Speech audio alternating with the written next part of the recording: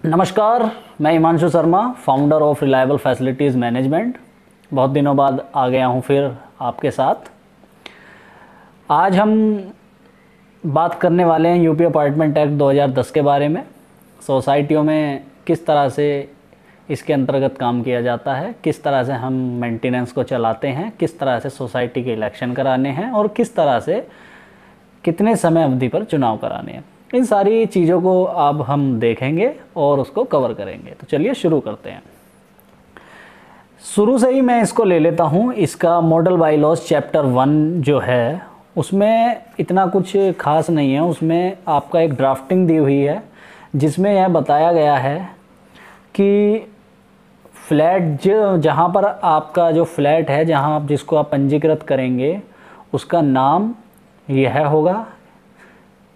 Flat संख्या पर सभी जो भी नाम है वो लिख जाएगा, उस पर लागू होंगे। परिभाषाएं जब तक संदर्भ में अन्यथा अपेक्षित ना हो इस अवधि में। अधिनियम का तात्पर्य उत्तर प्रदेश अपार्टमेंट निर्माण स्वामित्व अनुरक्षण का संवर्धन अधिनियम 2010 से है। यह क्योंकि यूपी अपार्टमेंट एक्ट 2010 है तो उसी से है। तो चैप्टर 1 पूरा ये ड्राफ्टिंग उसी की है कि किस तरह से आप नाम लिखकर उसमें स्टेप बाय स्टेप ड्राफ्टिंग कराएंगे और उसमें लिखेंगे। यूपी अपार्टमेंट एक्ट का मैं इसमें डिस्क्रिप्शन में भी डाल दूंगा लिंक, आप डाउनलोड भी कर सकते हैं और देख भी सकते हैं। संघ का उद्देश्य हमारा जो तीसरा आ जाता है, ऑब्जेक्टिव ऑफ एसोसिएशन। पहला हमारा आता है short title and application. Second आता है चैप्टर 1 पे हम definition in this bylaws unless the contest otherwise requires वगैरह। थर्ड है संघ का उद्देश्य, ऑब्जेक्टिव ऑफ एसोसिएशन। संघ के निम्नलिखित उद्देश्य होंगे, जैसे धन का विनिमेश या जमा करना। धन का विनिमेश या जमा करने से आपका जो मेंटेनेंस है उसको जमा करना। यह संघ कहा जा रहा है यहाँ पर एओए को और आरडब्ल्यूए को।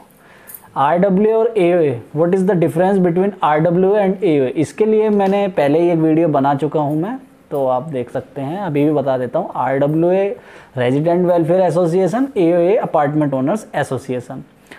तो यह यूपी अपार्टमेंट एक्ट के अकॉर्डिंग एओए अब बनती है, वो आरडब्ल्यूए की तरह ही है।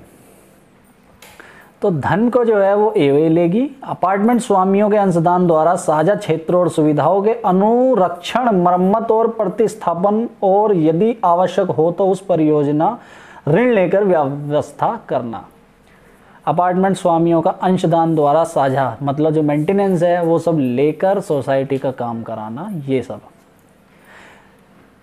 एक आ जाते हैं इसमें घ पर। यदि सभी सदस्य सहमति हो और संबंधित प्राधिकारियों की अनुमति के पश्चात लिखित सहमति दे, वाणिज्यिक परियोजनाओं के लिए बाहरी व्यक्तियों को साझा क्षेत्रों और अंशों को अपने पास बनाए रखना, लाइसेंस किराए पर देना और एक संक्षिप्त निधि बनाने के लिए उसे संचित करना, जिसे भवन का प्रमुख मरम्मतों के लिए प्रयोग किया जाएगा। इसी तरह से इसमें बहुत से दिए हुए हैं ऑब्जेक्ट ऑफ एसोसिएशन के जो कार्य होंगे। संघ के सदस्य सभी व्यक्ति जिन्होंने आपकी सोसाइटी में फ्लैट लिया है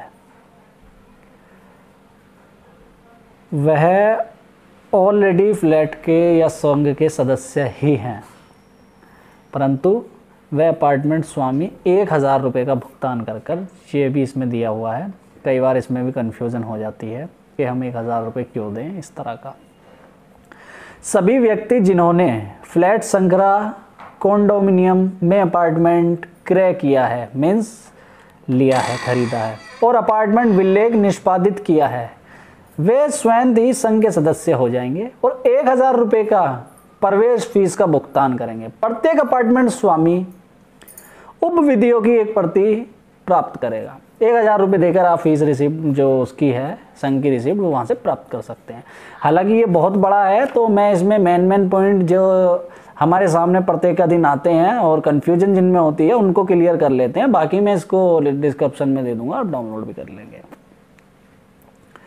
इसके बाद 5वें पर आ जाते हैं संयुक्त अपार्टमेंट स्वामी। जहां 2 या अधिक व्यक्तियों द्वारा संयुक्त रूप से कोई अपार्टमेंट क्रय किया गया हो, वहां वे संयुक्त रूप से अपार्टमेंट के हकदार होंगे और शेयर प्रमाण पत्र उनके संयुक्त नामों से जारी किए जाएंगे। किंतु जिस व्यक्ति के नाम शेयर प्रमाण पत्र में पहले होगा केवल उसे ही मत देने का अधिकार होगा। यहां वोटिंग राइट की बात हो रही है। ओनर और को ओनर, ओनर और को ओनर दोनों का नाम है, दोनों ही इसके मालिक होंगे, परंतु जो पहला जिसमें नाम होगा उसी को वोटिंग का राइट है। छठे पे आ जाते हैं, एक अंश का धारक होना अनिवार्य है। प्रत्येक अपार्टमेंट स्वामी को संघ के कम से कम एक अंश का धारक होना आवश्यकता है, एक अंश का धारक। अनहर्ता, कोई अपार्टमेंट स्वामी बोर्ड के सदस्य, अध्यक्ष, उपाध्यक्ष, सचिव, कोषाध्यक्ष या किसी अन्य पद के निर्वाचन में मत देने या ऐसे पद हेतु निर्वाचन के लिए खड़े होने का हकदार नहीं होगा यदि वह उस वर्ष जिसमें निर्वाचन होना है पूर्ववर्ती वर्ष के अंतिम दिन को साझा व्ययों के लिए उसके अंशदानों के संबंध में उसके द्वारा दे किसी धनराशि के लिए 60 से अधिक दिनों का बकायेदार हो। यहाँ इससे यह सिद्ध होता है कि कोई भी व्यक्ति जो चुनाव में आ रहा है या बोर्ड का मेंबर बनना चाहता है, व्यक्ति बोर्ड का सदस्य, कोषाध्यक्ष, अन्य किसी पद पर निर्वाचित मत देने, हाँ किसी भी पद पर निर्वाचित होने या मत देने का अधिकार नहीं होगा जिसका बकाया 60 दिन से पुराना हो जाता है या 60 दिन पहले से जिसने मेंटेनेंस नहीं दिया है। तो मेंटेनेंस एक ज़रूरी प्रक्रिया है जिसको हमने करना होता है और मेंटेनेंस हमें हमारा जो फ़र्ज़ है वो हमें टाइम से देना होता है और उसको अदा करना होता है। नेक्स्ट हम आते हैं इसके 10वें पॉइंट पर आ जाते हैं, मतों के व्यक्तिगत रूप से देना। मत व्यक्तिगत रूप से दिए जाएंगे, अन्यथा उपबंधित के सिवाय संघ के संकल्प के अनुमोदित स्वामियों द्वारा साक्षात या परोक्ष रूप से दिए गए मतों को बहुमत से किया जाएगा। इसमें मतों के लिए एक बार जो लोगों की मत मीन्स वोटिंग के लिए कई बार लोगों के फ़ोन भी आते हैं, कॉल भी आते हैं। आपको भी इस चीज़ का सामना करना पड़ता होगा कि क्या वोटिंग हम अपने मेल के द्वारा या कुछ ऐसी फैसिलिटी कर दें जो हम अपनी वोट पोस्ट से भेज दें, ऐसा कर दें। तो एक्चुअल में अपार्टमेंट एक्ट में ऐसा कहीं कुछ है नहीं कि आप मत उसके फिजिकली आपको ये वोटिंग करनी पड़ेगी। चैप्टर 3 में एडमिनिस्ट्रेशन पर हम आते हैं, प्रशासन, जिसमें मोस्ट इम्पोर्टेंट मैं इसको ले लेता हूँ 15, बैठकों की सूचना। सचिव का यह कर्तव्य होगा कि वह प्रत्येक वार्षिक बैठक या विशेष बैठक का परियोजन तथा समय और स्थान जहां बैठक आयोजित होती है का उल्लेख करते हुए प्रत्येक अपार्टमेंट स्वामी को ऐसी बैठक से कम 2 दिन किंतु 7 दिन से अधिक पूर्व डाक द्वारा प्रेषित करें। ऐसी बैठकों की सभी सूचनाएं यथास्थित सक्षम पदाधिकारी या रजिस्ट्रार को डाक द्वारा प्रेषित की जाएंगी। जितने भी हमारे यहाँ बैठकें होती हैं तो बोर्ड में वो सचिव ही उनको करते हैं। सचिव उसकी जानकारी 7 दिन पहले दें और डाक के माध्यम से दें और उसकी एक सूचना रजिस्ट्रार को भी दें, इसमें यह कहा गया है। अध्याय 4 प्रबंधन board, chapter 4 board of management. संघ प्रबंधन, संघ का कार्य एक बोर्ड द्वारा शासित होगा। प्रबंधन बोर्ड में 4 से कम और 10 से अधिक सदस्य नहीं होंगे। जैसे सामान्य सभा की बैठक में साधारण बहुमत द्वारा सदस्यों द्वारा गठित और निर्वाचित किया जाएगा। संघ के प्रमुख पदाधिकारी अध्यक्ष, उपाध्यक्ष, सचिव और कोषाध्यक्ष होंगे और ये सभी बोर्ड द्वारा उसी में से निर्वाचित होंगे। बोर्ड एक सहायक सचिव और एक सहायक कोषाध्यक्ष और ऐसे अन्य पदाधिकारियों द्वारा नियुक्त कर सकता है जिसे बोर्ड आवश्यक समझे। अध्यक्ष 19, अध्यक्ष संघ का मुख्य कार्यकारी अधिकारी होगा। वह संघ और बोर्ड की सभी बैठकों की अध्यक्षता करेगा। उसके पास ऐसी समस्त सामान्य शक्तियां और कर्तव्य होंगे जो किसी संघ के अध्यक्ष में सामान्य होते हैं, जिसमें स्वामियों में से समय समय पर समितियां नियुक्त करने की शक्तियां भी हैं। नेक्स्ट आ जाते हैं अब हम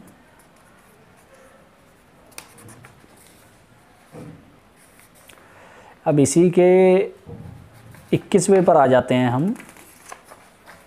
सचिव 2 पृथक पृथक कार्यवत पुस्तिका रखेगा, एक अपार्टमेंट स्वामियों के संघ के लिए तथा दूसरी बोर्ड के लिए होगी, और प्रत्येक पुस्तिका के पृष्ठ लगातार सांख्यिकित होंगे और अपार्टमेंट स्वामियों को संघ के अध्यक्ष द्वारा अभिप्रमाणित किए जाएंगे, और संबंधित कार्यव्रत पुस्तिका को यथास्थिति अपार्टमेंट स्वामियों को संघ या बोर्ड द्वारा स्वीकार किए गए प्रस्तावों की अभिलिखित किया जाएगा। उसके पास ऐसी पुस्तिकाओं और पत्रजात का प्रभार होगा जैसा बोर्ड द्वारा निर्देशित किए जाएं, और वह सचिव पद से जुड़े सभी कर्तव्यों का निष्पादन करेगा। सचिव साहब के पास 2 अपनी बुक्स होंगी जिसमें वो पृष्ठों के अनुसार जो भी स्वामियों के संघ के दूसरी बैठक के लिए जो भी अपनी बैठकें होंगी उनका वो रखेंगे। नॉर्मली तो ऐसा होता ही है और होना चाहिए, जिसमें मिनट्स ऑफ मीटिंग हो, सभी या जीपीएम हो तो उसकी एक अटेंडेंस हो, तो ये सब मेंटेन करने होते हैं और ये ज़रूरी है क्योंकि समय समय पर हमें रजिस्ट्रार को दिखाने होते हैं। निर्वाचन और पदावधि, election and term of office. प्रत्येक वित्तीय वर्ष के प्रथम त्रैमास में संघ की वार्षिक सामान्य बैठक होगी जिसमें संघ के सदस्यों में से अध्यक्ष, उपाध्यक्ष, सचिव और कोषाध्यक्ष सहित न्यूनतम 4 और अधिकतम 10 सदस्य निर्वाचित किए जाएंगे। परंतु यह कि यदि कोई सदस्य अपनी पिछली पदावधि में पद के दुरुपयोग का दोषी पाया गया तो वह निर्वाचन के लिए अर्ह नहीं होगा। बोर्ड के पदाधिकारियों की पद अवधि कार्यभार ग्रहण करने के दिनांक से 1 वर्ष के लिए होगी, पूर्ण निर्वाचन के लिए अर्ह होंगे। परंतु यह कि कोई व्यक्ति एक ही पद 2 वर्ष से अधिक के लिए नहीं रख सकता। प्रथम साल की जो तिमाही है जिसमें उसमें ही हमारी इलेक्शन की प्रक्रिया को शुरू किया जाएगा और कोई भी व्यक्ति 2 वर्ष से अधिक इसमें कंटिन्यू अपने पद पर नहीं रह सकता। रिक्तियां संघ के मत द्वारा हटाए जाने से भिन्न भिन्न किसी कारण से हुई बोर्ड की रिक्तियां को शेष पदाधिकारियों के बहुमत के मत द्वारा भरा जाएगा, भले ही वह गणपूर्ति की संख्या से कम हो। इस प्रकार निर्वाचन प्रत्येक सदस्य तब तक पदाधिकारी रहेगा जब तक कि संघ के आगामी वार्षिक बैठक में उसका उत्तराधिकारी न निर्वाचित हो जाए। बोर्ड की जो भी रिक्तियाँ होती हैं वह जब तक रहेंगी जब तक उसके आगे जो पदाधिकारी है जब तक वो नियुक्त ना हो जाए वो तक रहेंगे। नेक्स्ट हम आते हैं, विशेष बैठक है एक, इसमें ले लेते हैं।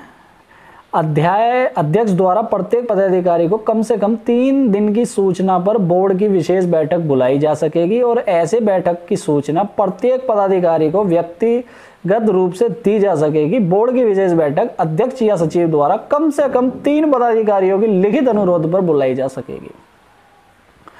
35 ले लेते हैं इसमें, निर्धारण, यह भी मोस्ट इम्पोर्टेंट है और इसके भी क्वेश्चन आते हैं मेरे पास कि किस तरह से निर्धारित कर सकते हैं। प्रत्येक स्वामी फ्लैट श्रृंखला में संबंधित व्यय को पूरा करने के लिए संघ द्वारा अधिरोपित मासिक निर्धारण का भुगतान करने के लिए वचनबद्ध है। प्रत्येक इकाई की मूल्य पर निर्धारण किया जाएगा। इसमें कहा गया है कि हर व्यक्ति जो रेजिडेंस है सोसाइटी का, अपार्टमेंट का, उसको जो मेंटेनेंस जिसका वो देता है वह उसे करने के लिए वचनबद्ध है और वह उसको देगा। अपार्टमेंट स्वामी अपार्टमेंट के किराए पर उठाते समय सुनिश्चित करने के लिए प्रस्तावित किराएदार अपराधी मुसीबत पैदा करने वाला नहीं है, संबंधित पुलिस थाना प्रस्तावित किराएदार की पुलिस रिपोर्ट प्राप्त करेगा। अपार्टमेंट स्वामी यदि अपना फ्लैट किसी को किराए पर देना चाहता है तो उसकी कोई आपराधिक हिस्ट्री तो नहीं है, वह उसे देखेगा, वह उसके सारे डॉक्यूमेंट पूरे कराएगा और उसका पुलिस वेरिफिकेशन सोसाइटी के फैसिलिटी ऑफिस में देगा as per UP apartment act.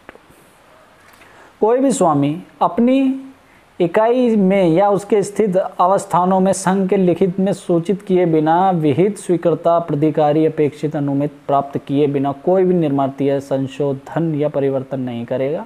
संघ का दायित्व होगा कि वह 30 दिन के भीतर उत्तर दे और ऐसा करने में विफल रहने या माना जाएगा प्रस्तावित उसे आपत्ति नहीं है। कोई भी व्यक्ति किसी भी प्रकार का कोई भी मॉडिफिकेशन करता है या कुछ भी काम अपने अंदर कराता है तो उसको पहले एक संघ को, संघ मीन्स ए को एक इन्फॉर्मेशन देनी होगी कि मैं इस तरह का काम करा रहा हूँ।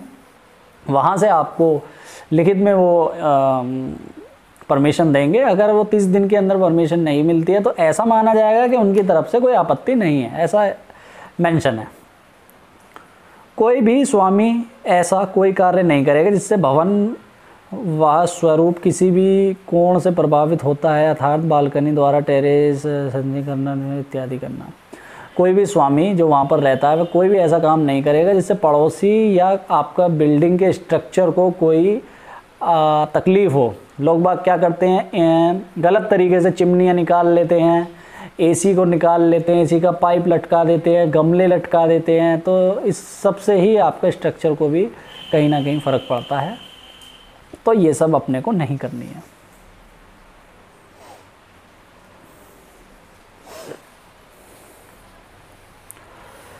कोई भी स्वामी या हर प्रत्येक सोसाइटियों में हो रहा है आजकल, इसको मेरे हिसाब से बता देता हूँ, यह ज़रूरी है।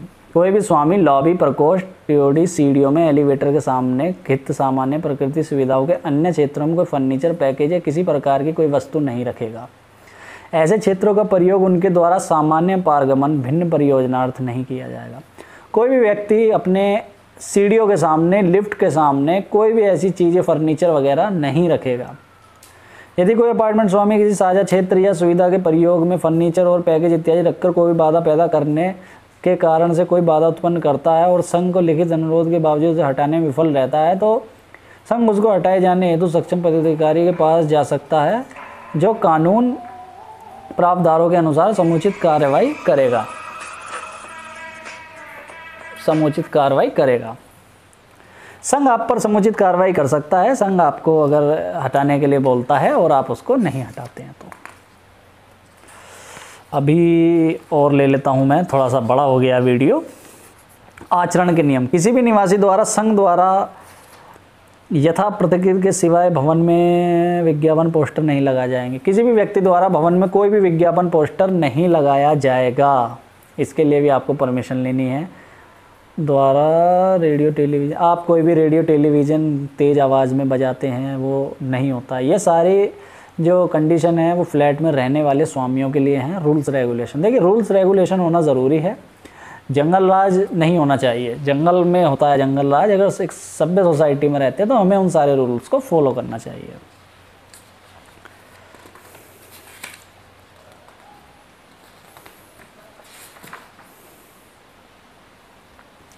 तो भाइयों, मित्रों, दोस्तों, यही मेन इसके जो पॉइंट थे जिन पर मैंने चर्चा करी है। बाकी कोशिश करूँगा और इस पूरे को कवर करके कोई बना सकूँ वीडियो जिसमें डीपली आपको समझा पाऊँगा। अभी ज़्यादा अगर डीपली जाएंगे तो यह वीडियो और बड़ी हो जाएगी। इसलिए मेन पॉइंट जो हमारे सामने आते हैं, जिनका हमें फेस करने पड़ते हैं, सामना करना पड़ता है, RWA को भी, रेजिडेंट को भी और प्रबंधन को भी, तो उसके रिगार्डिंग सारे पॉइंट हमने इसमें से उठा लिए हैं। फिर भी अगर आपके कोई इससे रिगार्डिंग कोई पॉइंट्स हैं, आप कमेंट सेक्शन में डालें, मैं ज़रूर उसको रिप्लाई करूँगा। थैंक यू, धन्यवाद।